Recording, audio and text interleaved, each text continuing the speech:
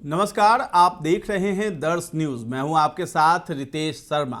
बिहार में शिक्षकों का मामला खत्म होने का नाम नहीं ले रहा है। बीपीएससी एग्जाम के द्वारा जिन नियोजित शिक्षक या फिर जो नए शिक्षक जो पोस्टेड हुए हैं उनको लेकर के, यानी बीपीएससी TRE-1 और TRE-2 की परीक्षा पर जो सवाल उठाए जा रहे थे उसी को लेकर के छात्र नेता हैं दिलीप कुमार, वो मुखर होकर के बोल रहे हैं और सरकार का विरोध कर रहे हैं। यानी वो छात्र नेता ऐसे छात्र नेता हैं जो बीपीएससी पेपर लीक जो हुआ उसमें धांधली हुई उस पर सवाल उठाते हैं और पारदर्शिता की बात करते हैं।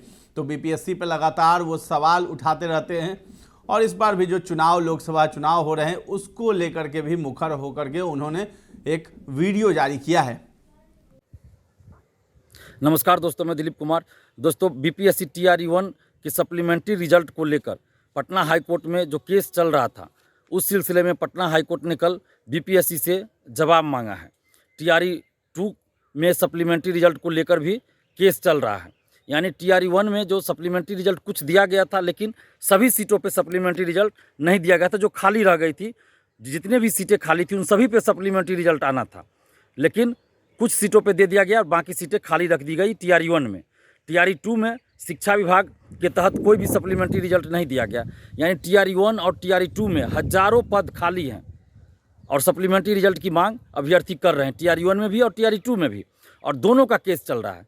TRE-1 को लेकर कल पटना हाई कोर्ट में जो सुनवाई हुई उसमें बीपीएससी से जवाब मांगा गया है।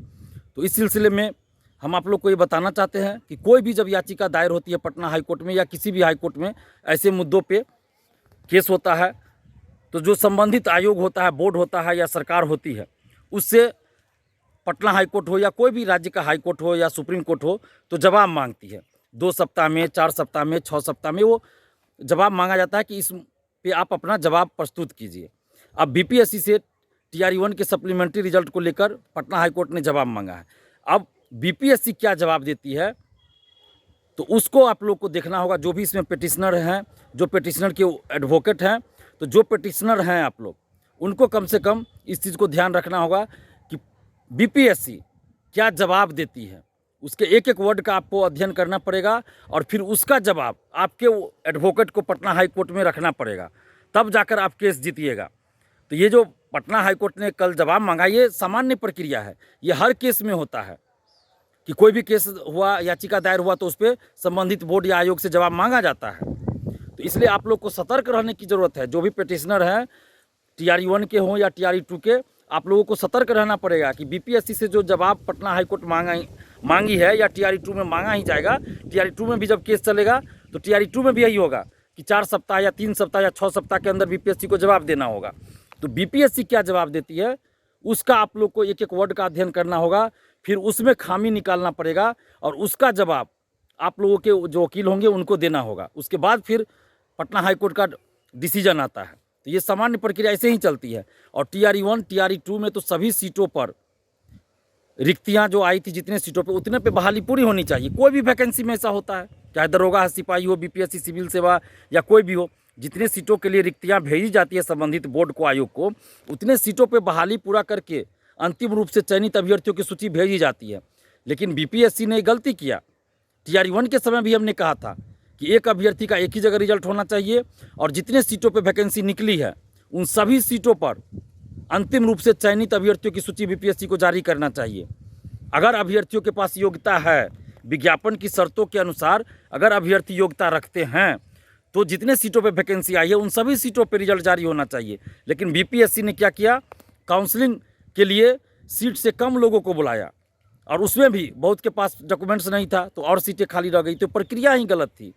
ये जो सरकार ने हड़बड़ी दिखाई कि जल्दी जल्दी TRE-1 TRE-2 जल्दी जल्दी करना है, और बीपीएससी ने भी सरकार के कहने पे जो सरकार करती गई तो उसका खामियाजा हजारों अभ्यर्थियों को भुगतना पड़ रहा है कि सब कुछ रहते हुए, योग्यता रहते हुए उनको नौकरी नहीं मिली, कट ऑफ के बराबर है फिर भी नौकरी नहीं मिली। तो ये तो बहुत बड़ा अन्याय है। TRE-1 और TRE-2 में, दोनों में मैं कह रहा हूँ कि जितने पदों पे वैकेंसी निकली थी उतने पदों पे बहाली पूरी होनी चाहिए अगर अभ्यर्थी योग्यता रखते हैं तो अभी भी जितनी सीटें खाली हैं उन सभी पे सप्लीमेंट्री रिजल्ट TRE-1 का भी और TRE-2 का भी सरकार को जारी करना चाहिए। अगर सरकार ऐसा नहीं करते, पटना हाई कोर्ट में केस चल रहा है ये अलग बात है, लेकिन सरकार अगर सप्लीमेंट्री रिजल्ट जारी कर दे तो अभ्यर्थी को शौक नहीं होता है केस लड़ने का। ये तो मजबूरी में अभ्यर्थी कोर्ट गए हैं, अभ्यर्थियों का पैसा लग रहा है, समय लग रहा है। तो सरकार को चाहिए कि TRE 1 TRE 2 दोनों का जितना भी सीट पे अभी रिक्ति रह गया, खाली रह गया, उन पे सप्लीमेंट्री रिजल्ट जारी कर दे ताकि अभ्यर्थियों को न्याय मिल जाए। और TRE 1 में TRE 2 में जो भी गड़बड़ी हुई है, फर्जीवाड़ा हुआ है, उन सब की जांच की जाए। अगर ऐसा नहीं किया जाता है तो आप तमाम अभ्यर्थियों से मैं अपील करेंगे कि आप लोग इस चुनाव नोटा बटन दबाइए, किसी भी नेता को वोट मत दीजिए। क्यों वोट दीजिएगा? जब आपके लिए कोई लड़ ही नहीं रहा है तो आप किसी को वोट क्यों दीजिएगा? नोटा बटन दबाइए। और समस्तीपुर में अशोक चौधरी की बेटी को हराने के लिए, यानी कि हेलीकॉप्टर छाप को हराने के लिए, चिराग पासवान जी की पार्टी का वही चुनाव चिन्ह है, हेलीकॉप्टर ही। तो अशोक चौधरी की बेटी संभवी चौधरी को हराने के लिए आप जिसको वोट दे दीजिए, लेकिन संभवी चौधरी को वहाँ हराइए। क्योंकि अशोक चौधरी ने क्या कहा, TRE 3 का पेपर लीक नहीं हुआ, जबकि जांच एजेंसी ने, आर्थिक अपराध इकाई ने कह दिया था कि पेपर लीक हुआ है। उसके बाद अशोक चौधरी कैसे बोलते हैं, मंत्री हैं, फिर भी बोल रहे हैं कि कोई पेपर लीक नहीं हुआ। तो यह लाखों अभ्यर्थियों के साथ अन्याय हुआ है। इसलिए अशोक चौधरी की बेटी को समस्तीपुर से हराइए और बाकी बिहार के जितने भी लोकसभा क्षेत्र हैं 39 जो बचते हैं उस पर नोटा बटन दबाइए और स्टूडेंट पावर, यूथ पावर दिखाइए। शिक्षकगणों से भी अपील करते हैं कि आप लोग के साथ भी देखिए कितना अन्याय हो रहा है, कोई भी पार्टी सरकार में रहे अन्याय होता रहा है। इसलिए आप लोग भी नोटा बटन दबाइए। अभिभावकगणों से भी अपील कर रहे हैं कि नोटा बटन दबाइए। तो आपने सुना कि दिलीप ने क्या कहा है। तो इन्होंने कहा है कि झांसे में नहीं आएंगे और नोटा बटन दबाएंगे। और बहुत बड़े बड़े जो नेता हैं, अधिकारी हैं, उनकी भी बात कही है कि अगर खुलासा होगा तो वो भी जेल जा सकते हैं, के पाठक भी इसमें फंस सकते हैं। तो ये सब कुछ एक बड़ा आरोप जो है छात्र नेता दिलीप ने लगाया है। आपका इस वीडियो पर क्या कहना है, ये सब हमें कमेंट में जाकर के आप जरूर बताएं। और हमारे चैनल को अब तक सब्सक्राइब नहीं किया है तो कर लीजिए। धन्यवाद।